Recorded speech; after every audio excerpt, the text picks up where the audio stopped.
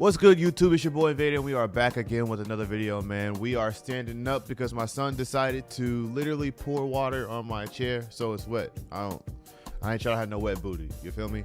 But yo, we got some big news today. Big news. First off, I'm a starter 5 heading for vet 1. Your boy been grinding, you know what I'm saying? So just trying to find the right stuff that I want to do before I start posting crazy on videos and whatnot. But yeah, I've been grinding, so I'm here. You know what I'm saying? I'm here. But we got big patch notes. Big patch notes has been dropped, which I didn't know. I thought they were going to drop it this Friday, but they actually dropped the patch notes literally now. They're live now. So if you're watching this video, when you get home today from work, or you're a teenager watching, if you're from school or from college or whatever, when you get home today, you will be playing the updated game. So real quick, let's go over the adjustments that they had on it, and let's make it work. All right, so I'm gonna be standing and reading. I'm gonna make this stuff pop up on the screen. So I'm looking at my screen right now. You guys will see it on the thing that you're looking at, okay? First thing first is they made various adjustments to reduce the effectiveness of pass steals, including toning down unrealistic catches when close to the passer and blind catches facing the wrong way. All right, so number one, lane steals. They've been nerfed. I don't know how nerfed they are, but they've been nerfed. We know that people were getting crazy steals anyway. If you even look like you were throwing a ball in a power forward back in area, that ball was getting taken. People were averaging 3 to 5 TOs, not because of just passing, but also because of bump steals and all of that. But passing had a lot to do with it. It didn't matter what your pass accuracy was. If you were throwing a ball and it was going to be close anywhere near somebody who had a high steal, 8 times out of 10 it was gonna be a steal, and they were going the other way. And it was the same for your team. If you had people on your team and they knew how to play certain angles the correct way, it's like the pros do, like the league players do, even the higher up players do. A lot of those are turnovers. So you really just couldn't throw the ball as a point guard, is what it felt like, unless it was wide open. I mean, it had to be really wide open. And even then, on the ones that felt like they were wide open, it was like, yo, that's still, how did he get to that? How did he steal that? So yeah, crazy stuff going on with the lane steals, but apparently it's been nerfed, so we'll see if that is an improvement today. I've always talked about in my experience with 2K that they don't know how to nerf or buff things really well, so we'll see. Either it's going to be really actually nerfed and still be effective, or it's going to be nerfed to the ground, which is usually how it works with 2K.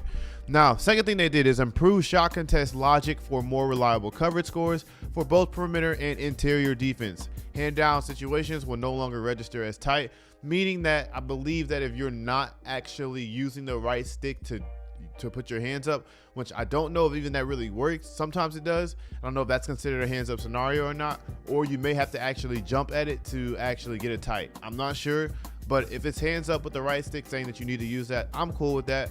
And instead of you just standing there and they saying that that's tight because you just stood there while the shot was up versus not using anything. All right, second thing, open shots received a slight buff to maintain balance. So this is one of the issues that I actually talked about in yesterday's stream, which by the way, you guys can follow me on twitch.tv/it'sinvade if you guys want to see how I be hooping and how I be getting down and whatnot in the game. But anyway, I talked about this too because there were a lot of people complaining to me about defensive contests and saying that the game feels as if there is no defense in the paint, that there is no defense on the outside and the perimeter, that everything is registering as open, doesn't matter whether you're there or not. I have been on the other side of that. The reason why I say that is because if people are already shooting, and I'm talking the best players in the world, if I'm shooting 50% from the 3-point line right now, and then you buff the perimeter logic on it registering whether it's tight, lightly pressure, very tight, open, or wide open, and I don't know if there's another one or not, but if you buff the contest system on that, then what you're doing is now making it even harder for the people who are already not enjoying the game shooting. Now, I'm enjoying the game overall, period. I enjoy the game whether I'm making shots, whether I'm not making shots. But if you now make it to where it's even harder to make shots, because if you're playing somewhat good defense, it's now going to register as those shots being more contested and going to be harder to make. I was against that. I was not a fan of that because I figured a lot of casual people and even some to the pros would not enjoy how that experience would be for them.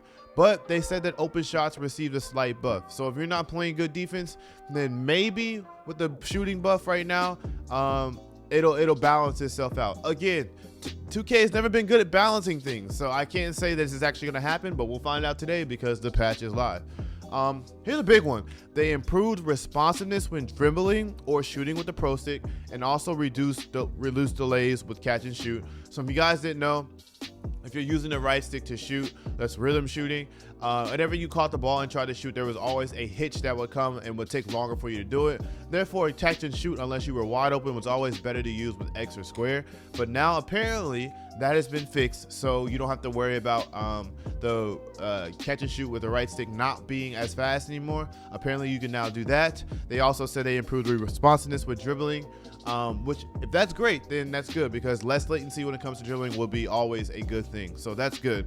They repaired some dribble move branches, including the 720 spin glitch. They want to double hesitation moves from triple threat. So apparently, Steezo 720 glitch, that's gone. I don't know about the unwanted double hesitation moves from triple threat, so I'm not sure what that is. Standing floaters will now properly use the close shot rating. I don't know what that is. I know what a driving floater is, but I haven't seen a standing floater. Driving floater will use a weighted average of higher between driving, layup, and close shot. So there's your driving floater and how that works, which Al explains why I miss a lot of it, because my close shot I think is like a 68 or a 70, even though my layup is an 80. But now if it's going to mix it together, then maybe they will go in more, or maybe it won't. I'm not really sure. Restricted. Oh, that's the other thing. Fixed an exploit that made low post fades overly effective, so you can't do that low post, getting right to the basket fade cheese and then get it excellent. That's gone now. That should make a lot of 1v1 players in Proving Grounds enjoy the game. And then a slight nerf was made to deep post drops, a step effectiveness. That's good. And that's about it. So yeah. So there's it for that part. Let's go over here. They tuned catch collisions to improve animation coverage and have them play in more appropriate situations, which is good. Improved ball attachment logic, particularly when starting a dunk or layup mid dribble. So basically what they did is they made to where that steal that was happening a lot, where you was literally just running and the guard was getting a steal, that should happen a little bit less now. They added support to scale takeover meter progress differently for short quarters and modes without a game clock, such as triple threat in my team. So Park, where it doesn't have a game clock, should be easier for you to get takeover and things of that. Fix an issue where the 2K camera flip will get confused. I didn't even know about that. Manually selected defensive matchups will no longer reset after timeout is called. I didn't know if that even I think that might be just my team, so I didn't know if that existed. And that's pretty much all of that concerning those from what I'm seeing here. Nothing crazy. Let's see. City Pro-Am. Rec Theater. Many improvements to performance, stability, and visuals have been made to enhance the overall experience in the city. We hope that that's always a good thing. Hopefully less delay. Several changes has been made to resolve stability and connection issues in street ball co-op games. That's always cool. Fix the hang that will occur when attempting to enter the event center. Nobody cares. Fix an issue with squads attempting to enter the event center. That's cool. Top ranked Proving Grounds player icon will not properly persist after playing multiple games. So basically, I don't think there's a way for you to hide your rank anymore, which basically means that if you're playing Proving Grounds, you're always going to be sweating now. You can't hide your rank by dashing and then making it disappear so that you can get games. In Proving Grounds, which is, well, that's a thing, but fortunately that might be gone. Player rank is now visible when leveling up in Proving Grounds. Shorts and length can now be customized in Proving Grounds games. That's cool. Earning hot zones and enjoy elite the shooter has been made easier. A lot of people were struggling with that. Team mode dances, and that's about it from what I understand here. So that's pretty much all of it there. They doesn't look like they touched skill-based matchmaking. At least they didn't talk about it here. The biggest issue with skill-based matchmaking was literally that you could not get games consistently. That was the reason why people were hiding their rank in Proving Grounds, was so that they could get games consistently. Because for me, being ranked diamond at 55 or whatever I am now, whenever I go and put my diamond platinum thingy on, I never get games. Even if I go in with randoms, I never get games. It takes like 10 to 15 to 20 minutes to get games, and nobody wants to wait that long. So the easiest way to do it was just to dashboard, go back in, and then the game doesn't recognize that you're diamond, and you get put with people who, if you're just playing a game, you're just playing a game. If you're in a squad and you had everybody else do it, then y'all are, even though you're in a squad, you're playing against people who are not necessarily as good as you, but it was a way for you to get games.